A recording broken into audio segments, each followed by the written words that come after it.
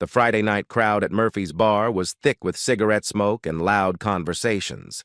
Sarah Martinez sat quietly at the far end of the bar, nursing a club soda and lime. To anyone watching, she looked like just another young woman out for drinks after a long week. Her dark hair was pulled back in a simple ponytail, and she wore jeans and a plain black sweater. Nothing about her appearance suggested she was anything more than an office worker unwinding. But Sarah was far from ordinary. For the past 6 months, she had been working undercover for the Defense Intelligence Agency, tracking a network of military personnel suspected of selling weapons to criminal organizations. Her target tonight was Staff Sergeant Mike Rodriguez, a Marine who was supposed to meet his contact at this very bar. Sarah had spent years in special operations before moving to intelligence work. She was trained in combat, surveillance, and interrogation techniques that most people couldn't imagine. Her small frame, standing just 5 feet 4 inches tall, often made people underestimate her. That was usually their first mistake.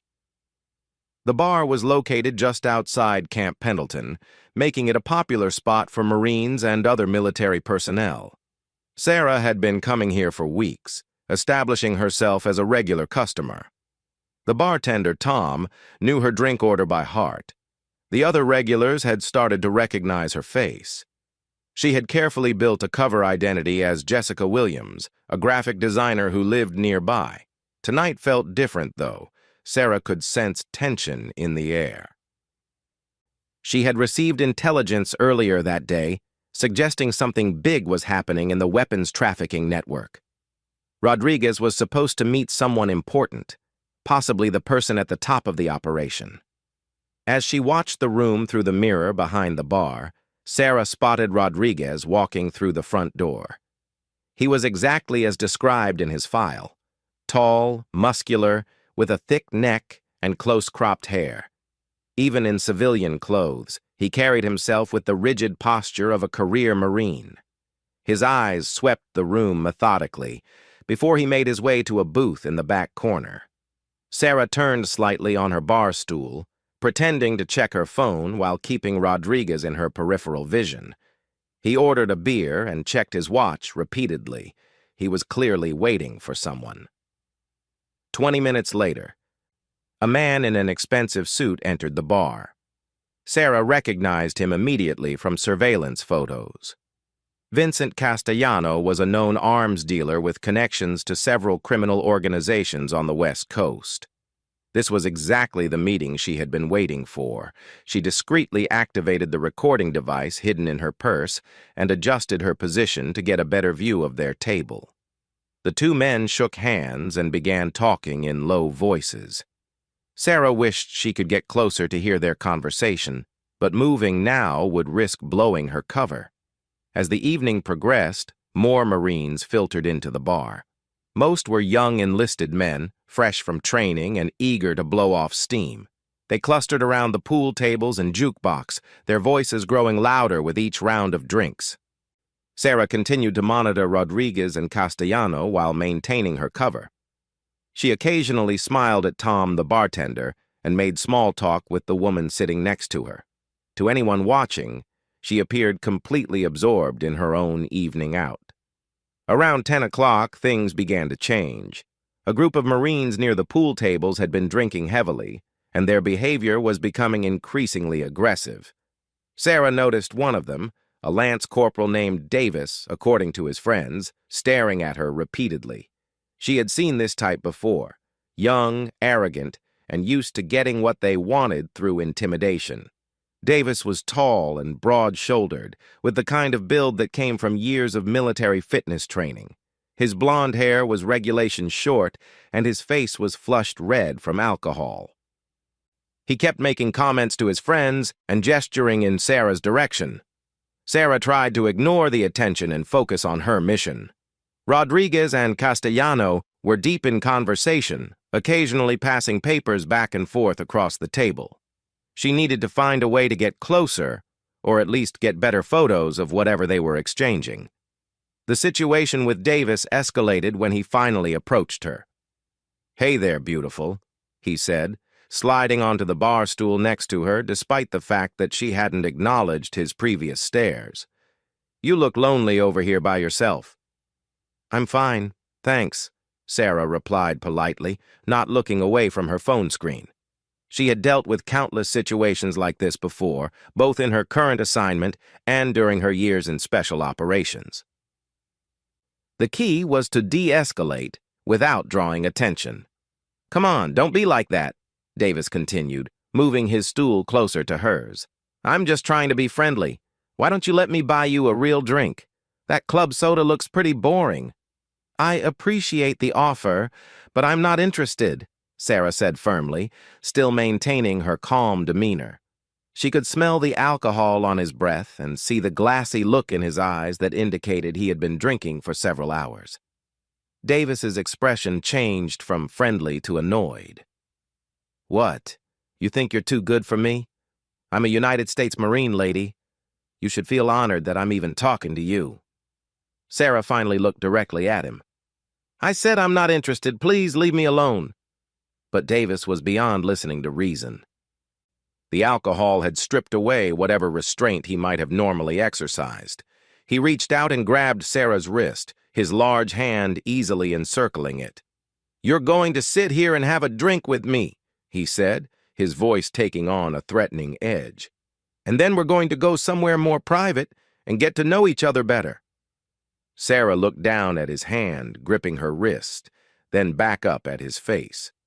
Every instinct she had was screaming at her to handle this situation the way she had been trained. She could have Davis on the floor in seconds, probably with at least one broken bone, but doing so would blow her cover and potentially ruin months of careful work. "Let go of my wrist," she said quietly, her voice carrying a warning that Davis was too drunk to recognize. Instead of releasing her, Davis tightened his grip. "You'll do what I tell you to do," he said. "I've been watching you all night, sitting here all by yourself, acting like you're something special. Well, I'm going to show you what happens to women who think they can disrespect a Marine." The situation was spiraling out of control quickly. Sarah glanced toward Rodriguez's table and saw that he and Castellano were still deep in conversation. She couldn't afford to cause a scene right now, not when she was so close to gathering crucial intelligence. "Look," she said, trying one more time to reason with Davis. "I just want to finish my drink and go home. I'm not looking for trouble." Davis laughed, a harsh sound that drew the attention of some of the other patrons. "Trouble? Lady, you're about to learn what real trouble is." He stood up abruptly, still gripping her wrist, and started to pull her toward the back of the bar where the restrooms were located. Sarah realized that she was out of options. She couldn't maintain her cover if Davis dragged her into a private area where he could assault her. "I said let go," Sarah repeated, louder this time. "And I said you're coming with me," Davis shot back, yanking on her arm hard enough to nearly pull her off the bar stool.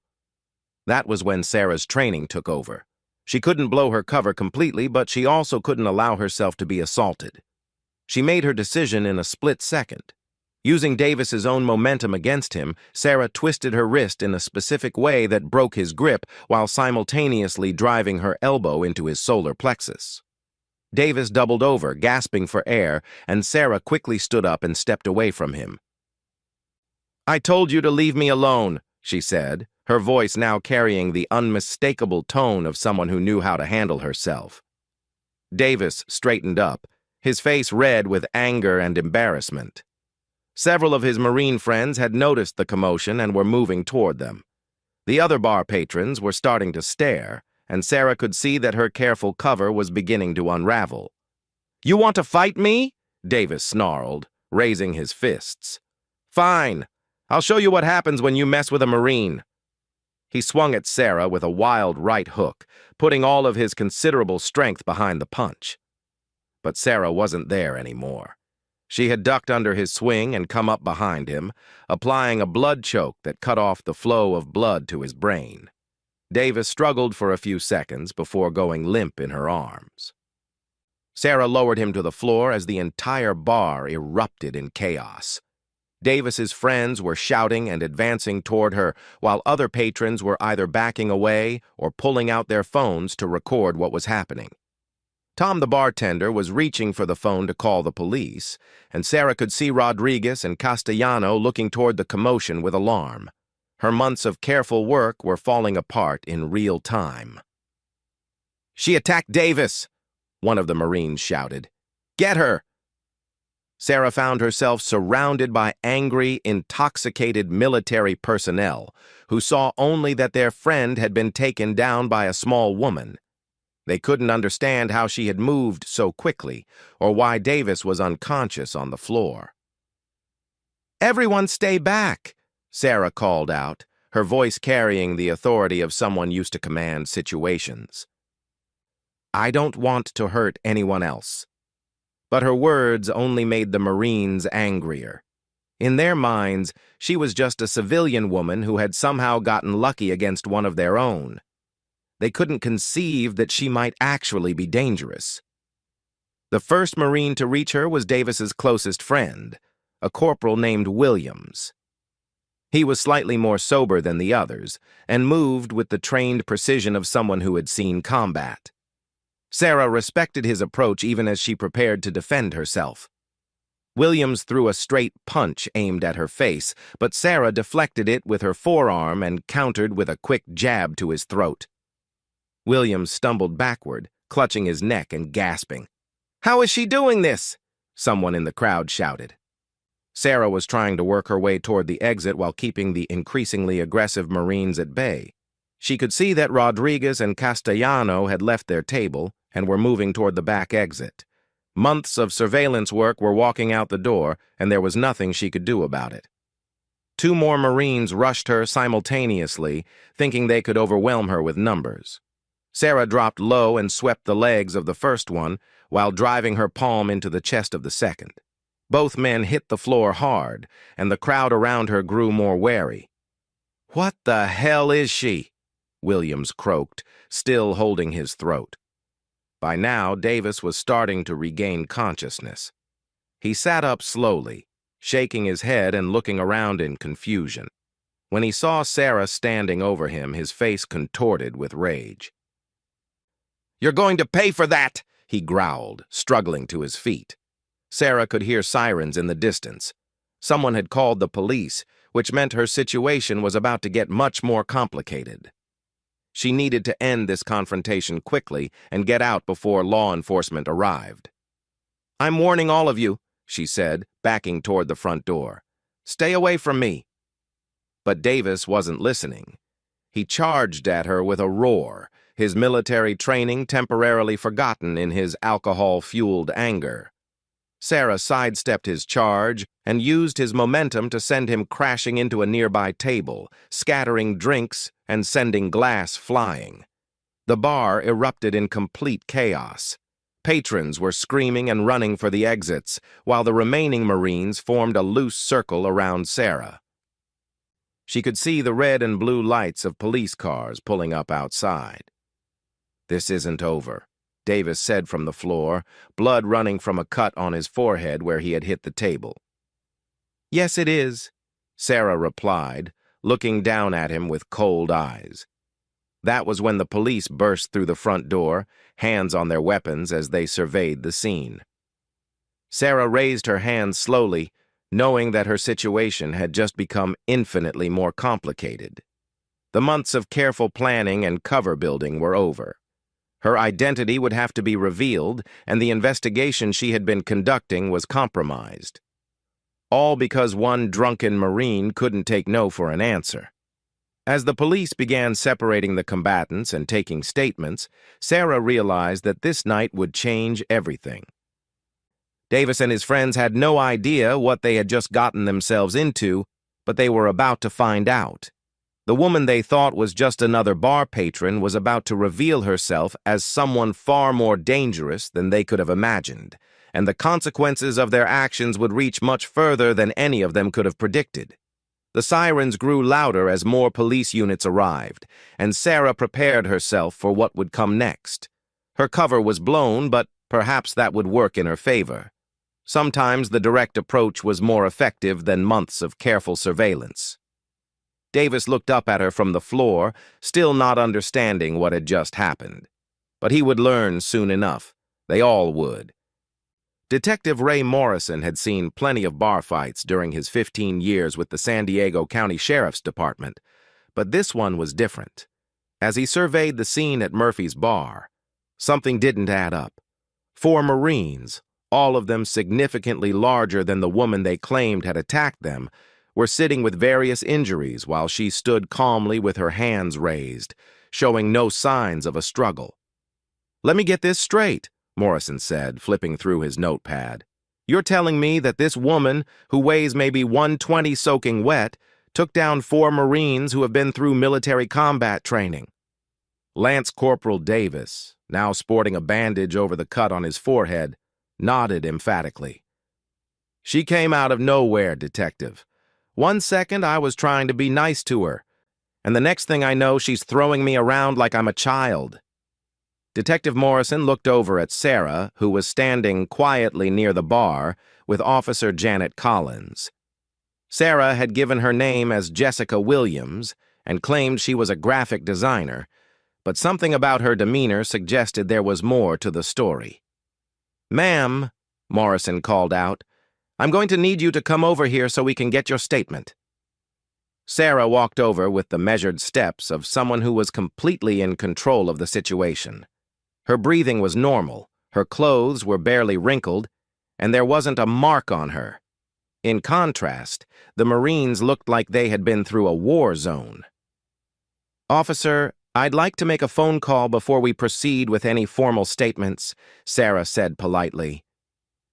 "You're not under arrest," Morrison replied. "You can call whoever you want, but I need to understand what happened here tonight." Sarah nodded.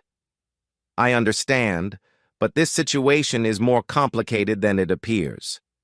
The person I need to call will be able to clarify things." Something in her tone made Morrison pause. He had been a cop long enough to recognize when someone was trying to tell him something without actually saying it. There was an authority in her voice that didn't match her supposed identity as a graphic designer. "All right," Morrison said. "Make your call." Sarah pulled out her phone and dialed a number from memory. "This is Agent Martinez, badge number 4827, she said quietly.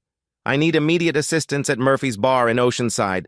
My cover has been compromised, and I'm currently dealing with local law enforcement." Morrison's eyebrows shot up. "Agent?"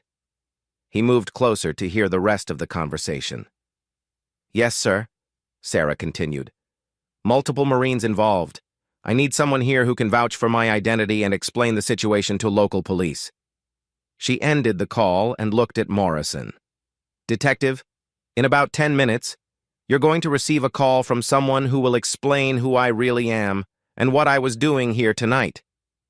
Davis, who had been listening to the conversation, laughed bitterly.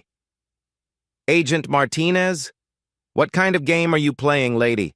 You attacked me and my friends, and now you're pretending to be some kind of federal agent?" Sarah turned to look at him, and for the first time that evening, her carefully maintained cover persona slipped away completely. When she spoke, her voice carried the unmistakable tone of someone used to commanding respect and obedience. "Lance Corporal Davis, you assaulted a federal agent conducting an undercover operation. You interfered with an ongoing investigation into weapons trafficking, and you threatened to sexually assault me. I suggest you start thinking very carefully about what you say next." The change in her demeanor was dramatic. Gone was the quiet woman who had been sitting alone at the bar. In her place stood someone who radiated confidence and authority. Even Detective Morrison found himself straightening up slightly.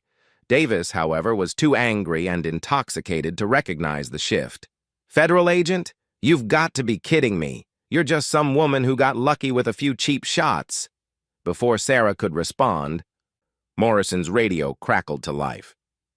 "Detective Morrison, you have an urgent call from Deputy Director James Harrison at the Defense Intelligence Agency. Please respond."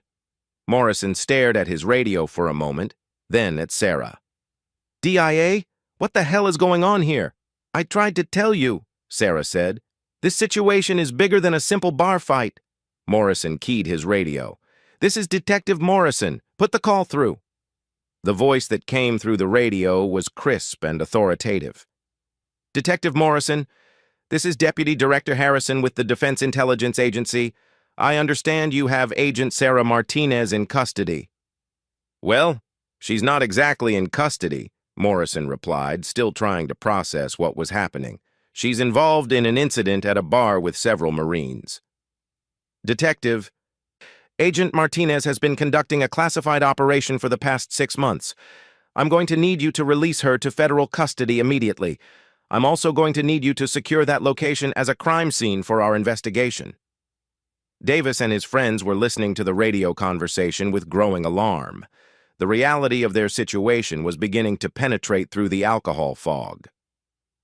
"Crime scene?" Morrison asked. "Sir, what kind of operation are we talking about here?" "I can't discuss details over an open radio channel," Harrison replied. "But I can tell you that Agent Martinez is one of our most experienced undercover operatives. She's former Special Operations Forces with multiple combat deployments. If she used force against those Marines, it was because they left her no choice." Morrison looked at Sarah with new eyes. Her calm demeanor suddenly made perfect sense. She wasn't a lucky civilian who had gotten in a few good shots. She was a trained federal agent with military experience.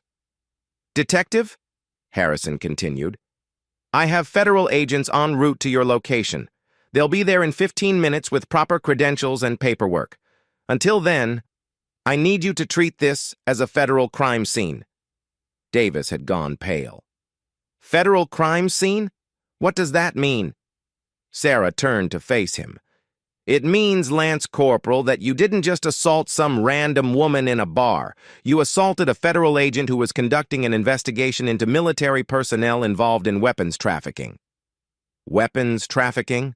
Corporal Williams croaked, his voice still hoarse from where Sarah had struck his throat. "That's right," Sarah continued. "And your little stunt tonight allowed my targets to escape. Months of careful work building relationships and gathering intelligence just went down the drain because you couldn't control yourselves." Morrison was quickly putting the pieces together. "So when you said you were here as Jessica Williams, the graphic designer—" "That was my cover identity," Sarah confirmed. "I've been frequenting this bar for months, establishing myself as a regular customer while monitoring suspected weapons trafficking activity." Davis shook his head in disbelief. "This is insane. You're telling me you're some kind of super spy?"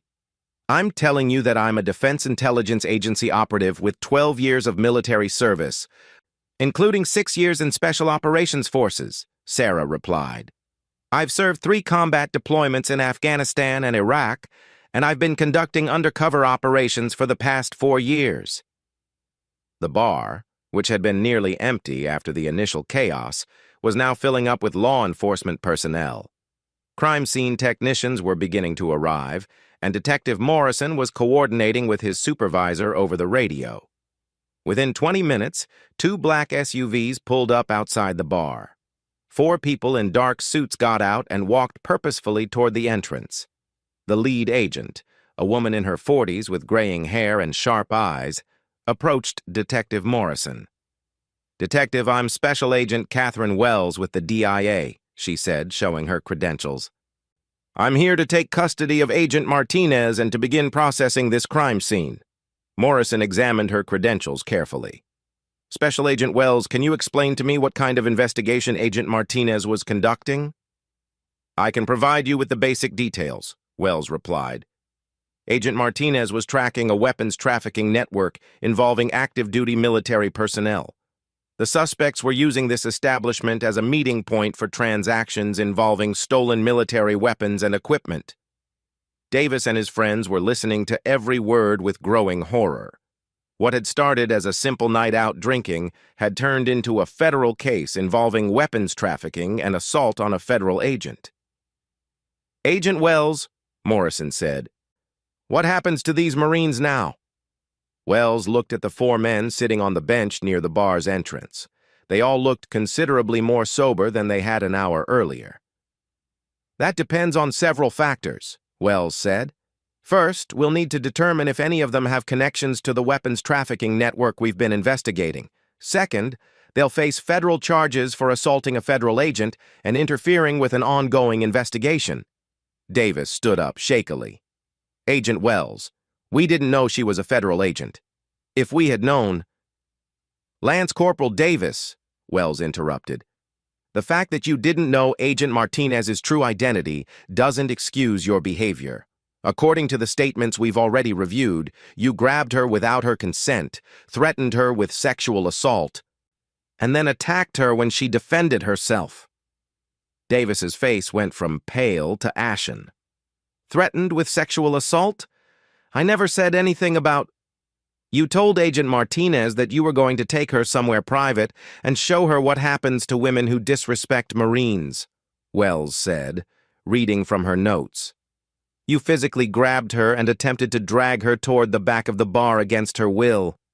How would you characterize that behavior?" The silence that followed was deafening. Davis and his friends were beginning to understand the full scope of their situation. They weren't just dealing with a bar fight anymore. They were facing federal charges that could end their military careers and land them in federal prison. Sarah, meanwhile, was providing a detailed report to Agent Wells about the evening's events.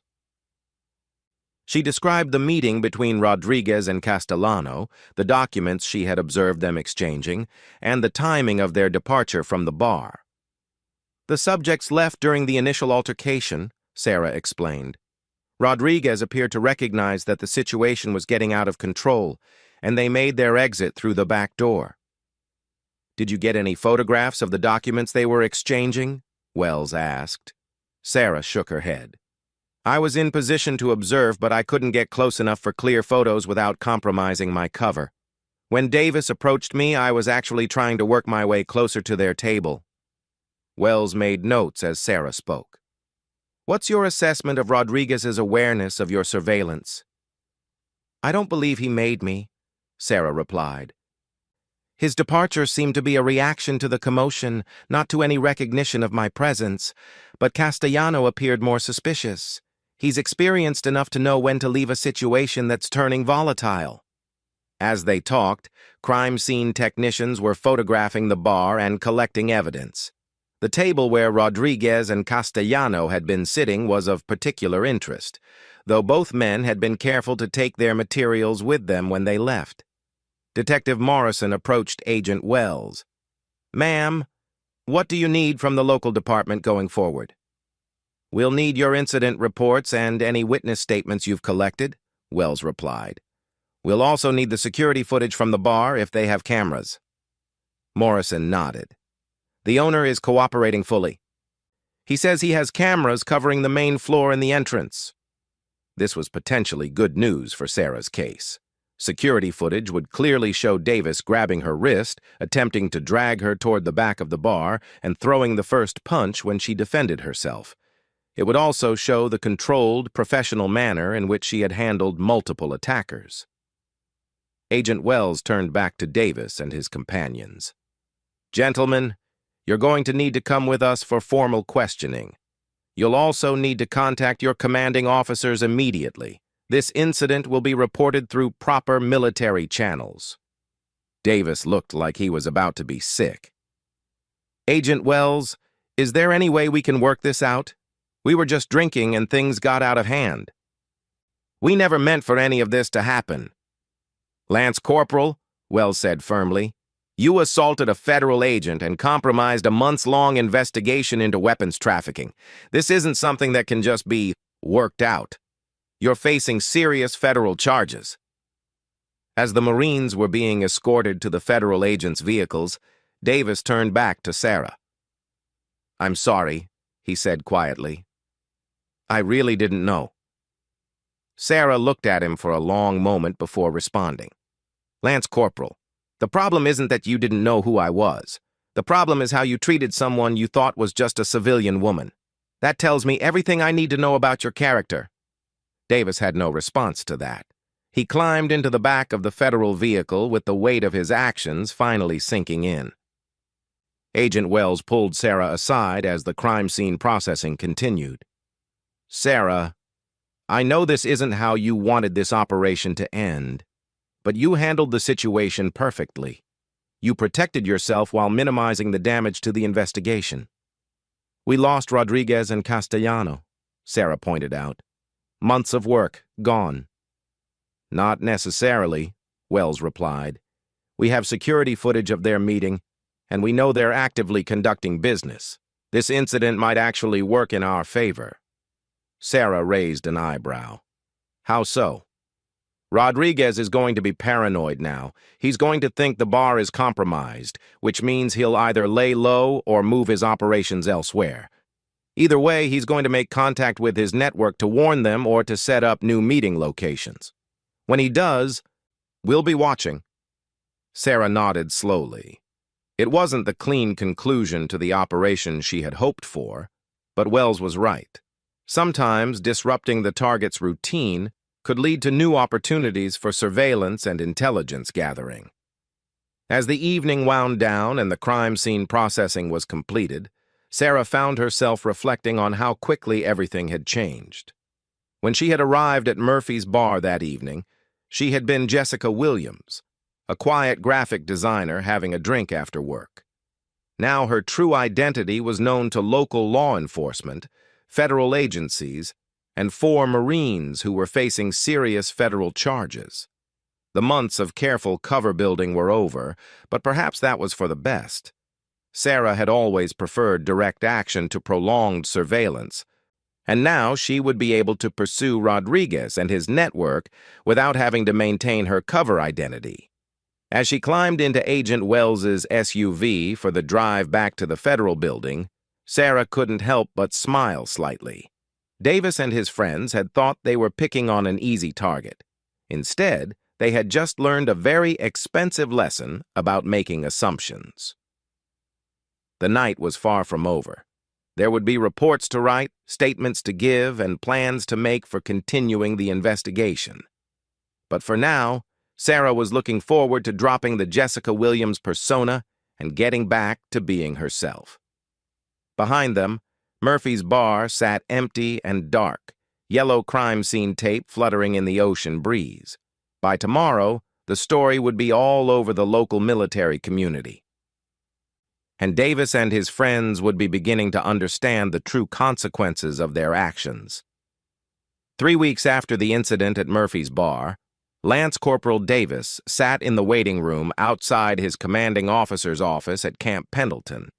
His dress blue uniform was perfectly pressed, his shoes shined to a mirror finish, but none of that could hide the fact that his military career was about to come to an end.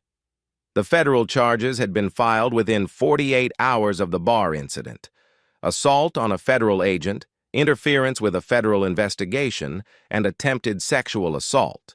Each charge carried significant prison time, and the military was preparing to add their own charges on top of the federal ones. Davis thought back to that night constantly, replaying every decision that had led him to this point. If only he had listened when she said no. If only he had walked away. If only he hadn't been drinking. The regrets were endless, but they wouldn't change anything now. The door to the commanding officer's office opened, and Master Sergeant Rodriguez, no relation to the weapons trafficking suspect, stepped out. "Lance Corporal Davis, Colonel Patterson will see you now." Davis stood and walked into the office, coming to attention in front of Colonel Patterson's desk. Patterson was a career Marine with 30 years of service, and his expression showed exactly what he thought of the situation. "Lance Corporal Davis," Patterson began, not looking up from the file on his desk. "In my 3 decades of service, I have never seen a more complete failure of judgment, discipline, and basic human decency." Davis remained at attention, staring straight ahead. There was nothing he could say that would make this better. Patterson finally looked up at him. "Do you have any idea what you've done?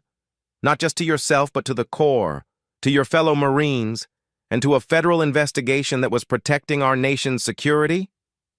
No excuse, sir, Davis replied, his voice barely above a whisper. You're damn right there's no excuse, Patterson continued.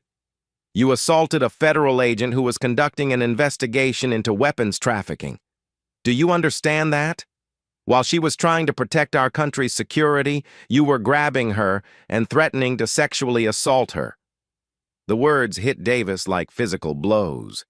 Hearing it stated so plainly, without any of the alcohol-fueled justifications he had been telling himself, made the reality impossible to deny. Agent Martinez, Patterson continued, is a decorated veteran with multiple combat deployments and 6 years in Special Operations Forces. She has served this country with honor and distinction, and you attacked her because she wouldn't have a drink with you. Patterson stood up and walked around his desk. The federal charges are just the beginning, Davis. The Corps is bringing its own charges against you. Conduct unbecoming a Marine, sexual harassment, assault, and conduct prejudicial to good order and discipline, you're going to be court-martialed, and then you're going to federal prison. Davis felt his knees going weak. The full weight of his situation was finally sinking in. His military career was over. His civilian future was destroyed, and all because he couldn't take no for an answer. Meanwhile, across the country in Washington, D.C., Agent Sarah Martinez was sitting in a secure conference room at DIA headquarters. Despite the disruption to her operation, the investigation had taken an unexpected turn for the better. The security footage from Murphy's Bar was extremely helpful. Deputy Director Harrison was explaining to the assembled team. We were able to identify several other individuals who approached Rodriguez and Castellanos' table that night. Sarah studied the photographs spread across the conference table. I didn't notice these people during my surveillance. They were subtle, Agent Wells explained. Brief handshakes, quick exchanges of what appeared to be business cards. But when we enhanced the footage and ran facial recognition, we found connections to our target network. Sarah nodded as she examined the images. The disruption at the bar had actually caused Rodriguez and Castellano to accelerate their timeline, leading to mistakes that had provided new intelligence leads. What's the current status of Rodriguez? Sarah asked. Harrison pulled up another file. He's gone underground since the bar incident, but we think that's actually good news. His sudden change in behavior has made him stand out to our other surveillance teams. We've identified 3 new locations where we believe he's conducting business. Sarah smiled. So Davis and his friends actually helped us in the long run. In a twisted way, yes, Wells replied, though I'm sure they won't see it that way when they're sitting in federal prison. The investigation had indeed expanded significantly since the bar incident. The panic that Rodriguez felt after the disruption had caused him to reach out to his entire network to warn them about potential law enforcement surveillance. Those communications had been intercepted, providing DIA with a complete picture of the weapons trafficking organization for the first time. We've identified 12 active participants, Harrison continued, including 3 officers and a senior enlisted member who was providing access to weapons storage facilities. Sarah studied the organizational chart they had assembled. When do we move? Next week, Harrison replied. We want to take down the entire network simultaneously to prevent anyone from destroying evidence or fleeing. It was a satisfying conclusion to months of difficult undercover work. Sarah would have preferred to complete the operation without the drama at Murphy's Bar, but the results spoke for themselves. Back at Camp Pendleton, Davis and his 3 companions were meeting with their military-appointed defense attorneys. The news was not good. The federal prosecutors are offering plea deals, Attorney Captain Morrison explained to the group. But the terms are harsh. Davis looked up hopefully. What kind of plea deals?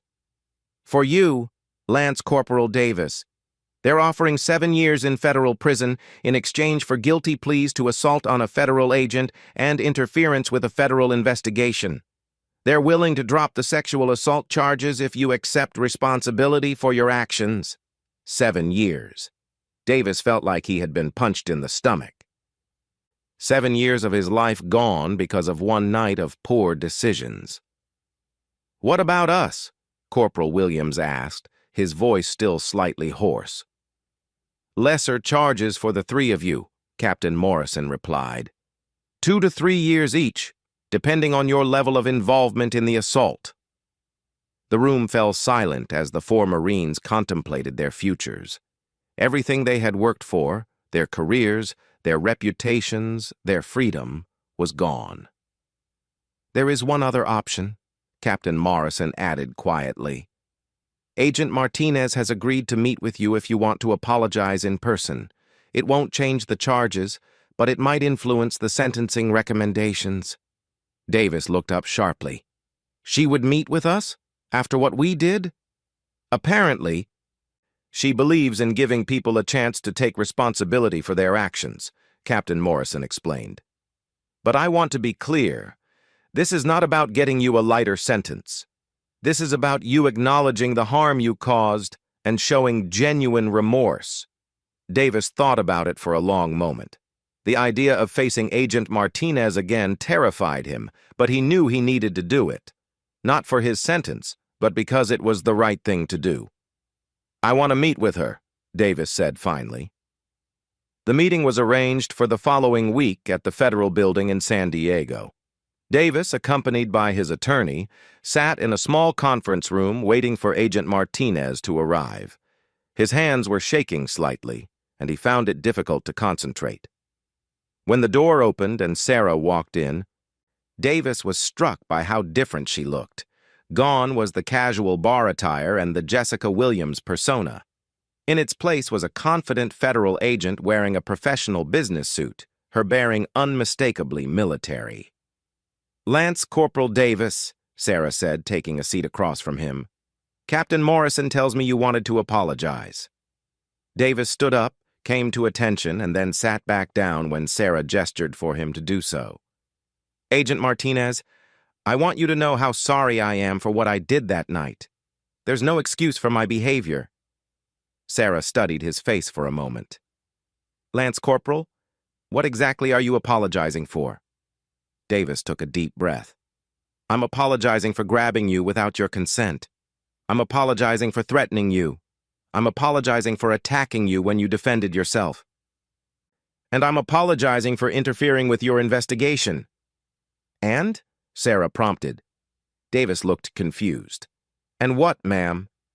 What about apologizing for how you treated someone you thought was just a civilian woman?" Sarah asked. "Because that's really what this is about, isn't it? You didn't assault me because you knew I was a federal agent. You assaulted me because you thought I was powerless to stop you." Davis felt tears forming in his eyes. "You're right, ma'am. I'm sorry for that, too. I'm sorry for thinking that being a Marine gave me the right to treat women that way. I'm sorry for believing that my wants were more important than your right to be left alone." Sarah nodded slowly. "Lance Corporal, in my 6 years in Special Operations, I served alongside hundreds of Marines. Most of them were good men who would have been disgusted by your behavior that night. You don't represent the Corps, and you don't represent the values that real Marines fight for." Davis nodded, tears now flowing freely down his face. "I know that now, ma'am. I've dishonored the uniform and everything it stands for." Sarah leaned forward slightly. "Davis, I want you to understand something. The reason I agreed to meet with you isn't to make you feel better about what you did. It's because I want you to remember this conversation for the next 7 years while you're in prison." Davis looked up at her, confused. "I want you to think about the fact that your actions had consequences," Sarah continued. "Not just for you, but for other people. The weapons trafficking investigation you interfered with could have cost lives. The example you set for other Marines could have encouraged similar behavior, and the trauma you attempted to inflict on someone you saw as a victim could have destroyed a person's life." Davis was sobbing now.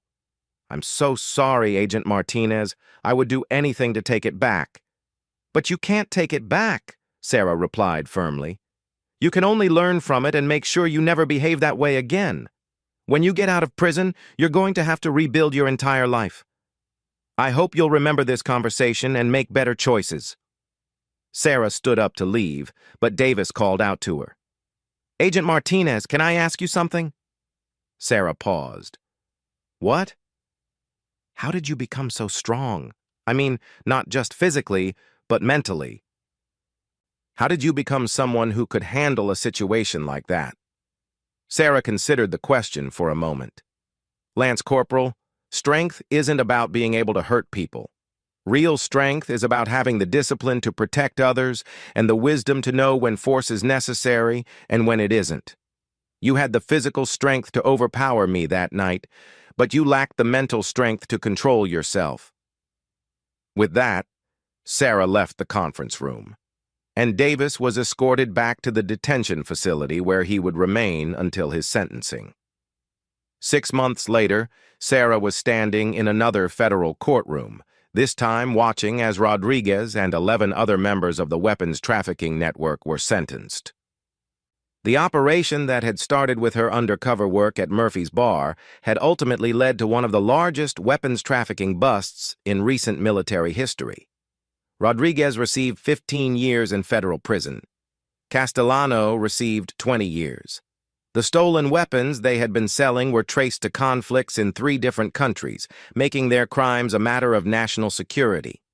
As Sarah watched the defendants being led away in handcuffs, she reflected on the strange chain of events that had brought them all to this point. Davis's assault had actually helped expose the entire network, though she doubted he would see it that way from his federal prison cell. Agent Wells approached her as the courtroom was clearing out. "Sarah, you've been assigned to a new operation. Are you ready to go undercover again?" Sarah smiled. "Always." As they walked out of the courthouse, Sarah thought about the lessons of the past year. The weapons trafficking network had been dismantled, justice had been served, and she was ready for her next assignment. Behind them, the wheels of justice continued to turn. Davis and his companions would serve their sentences and hopefully learn from their mistakes. The Marines they had served with would remember their story as a cautionary tale about discipline, respect, and the consequences of poor decisions. And somewhere in a federal prison, Davis would spend the next 7 years thinking about the night he tried to assault someone he thought was powerless, only to discover that she was anything but.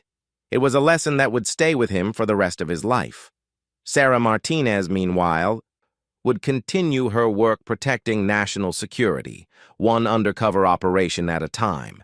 She had proven that strength came in many forms, and that true power came from using that strength to protect others rather than to harm them. The story of what happened at Murphy's Bar became legend in military and law enforcement circles.